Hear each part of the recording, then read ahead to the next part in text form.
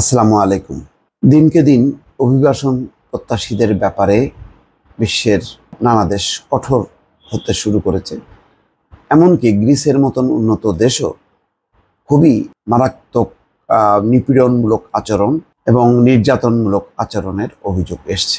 সর্বশেষ একটি খবর এসছে যে অভিবাসন প্রত্যাশীদের সাগরে ছুঁড়ে ফেলছে গ্রিসের কোস্টগার্ড। অভিযোগ প্রত্যক্ষদর্শীদের, অর্থাৎ যারা সাগর পাড়ি দিয়ে গ্রিসের উপকূলে ভিড়ছে তাদেরকে গ্রিসে ঢুকতে দেওয়া হচ্ছে না, তাদেরকে সেই সাগরে দিকে ঠেলে দেওয়া হচ্ছে।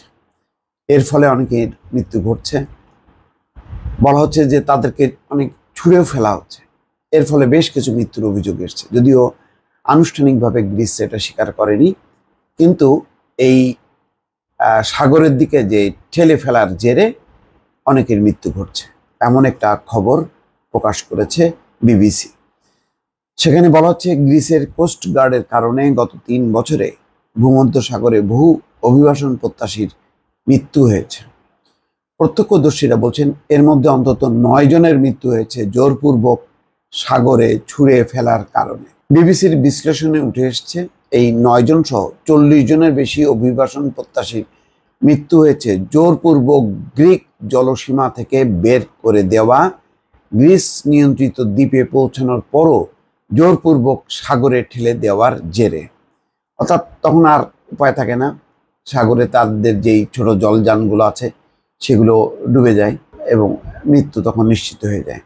তবে গ্রিসের কোস্টগার্ড অভিযোগ অস্বীকার করে জানিয়েছে তাদের নিজস্ব অনুসন্ধানে বেআইনি কাজে যুক্ত থাকার কোনো অভিযোগের সত্যতা পাওয়া যায়নি। এটা বাংলাদেশের জন্য সিগন্যাল, যারা লিবিয়া হয়ে সাগর পথে পাড়ি দেওয়ার চেষ্টা করে তারা পৌঁছাতে পারেন, অনেকে মাল্টাতে যে আটকা পড়ে এবং তাদের ব্যাপারে দিনকে দিন কঠোর হচ্ছে সারা দুনিয়া। এটা আর লুকোছাপা কোনো বিষয় নেই। গ্রিসের সরকারের বিরুদ্ধে দীর্ঘদিন ধরে অভিযোগ তারা ভূমধ্য সাগর হয়ে ইউরোপীয় অভিবাসন প্রত্যাশীদের জোরপূর্বক তুরস্কের দিকে ঠেলে দিচ্ছে। এটা আন্তর্জাতিক আইনের সুস্পষ্ট লঙ্ঘন। অর্থাৎ তাদের দিকে ভিড়তে না দিয়ে এমনভাবে ঠেলে দেওয়া হচ্ছে তারা যাতে তুরস্কে যেতে বাধ্য হয়, এবং হয়েছে তাই। গ্রিসে ঢুকতে না পেরে তারা আবার ব্যাক করছে তুরস্কে, আবার চেষ্টা করছে। এই দৌড় খেলায় বা রশি টানাটানিতে অনেকের মৃত্যু ঘটছে। তবে এবারই প্রথম বিবিসির পক্ষ থেকে গ্রিসের কোস্টগার্ডের বেআইনি কার্যক্রমের জেরে নিহতের এই সংখ্যা নিরূপণ করা গেছে। বিবিসি 15টি ঘটনা যাচাই করেছে। 2020 সালের মে থেকে 2023 সালের মে মাসের মধ্যে এসব ঘটনা ঘটেছে। 43 জনের মৃত্যু ঘটেছে এসবের মধ্য দিয়ে। মূলত স্থানীয় সংবাদ মাধ্যম, এনজিও ও তুরস্কের কোস্টগার্ডের কাছ থেকে এসব তথ্য পেয়েছে বিবিসি। প্রাপ্ত তথ্যগুলো নিরপেক্ষভাবে যাচাই করা বেশ কঠিন ছিল, কেননা প্রত্যক্ষদর্শীদের খুঁজে পাওয়া যাচ্ছিল না। শেষ পর্যন্ত এর মধ্যে 4টি ঘটনার প্রত্যক্ষদর্শীদের সঙ্গে কথা বলতে সক্ষম হন বিবিসি।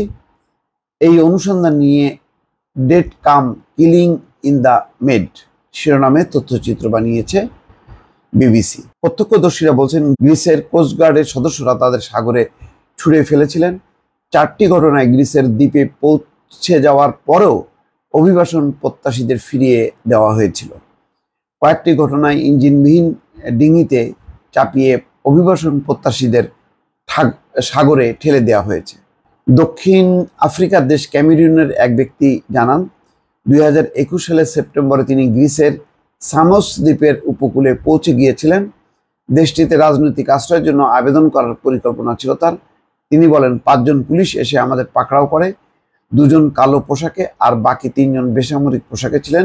মুখে মাস্ক পরায় শুধু চোখ দেখা যাচ্ছিল।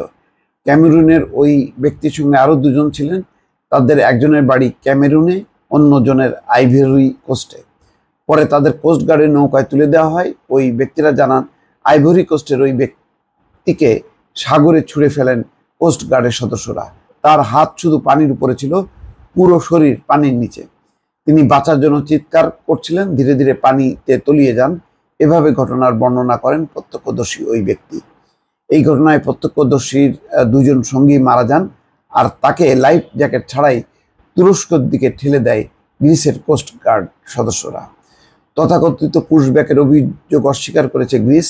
যদিও নিজেরা তদন্ত করেছে, বলা হয়েছে তাদের সদস্যরা সর্বোচ্চ পেশাদারিত্ব ও দৃঢ় দায়িত্ববোধের সঙ্গে মানুষের মৌলিক অধিকারের প্রতি শ্রদ্ধা রেখে অক্লান্ত পরিশ্রম করে যাচ্ছেন।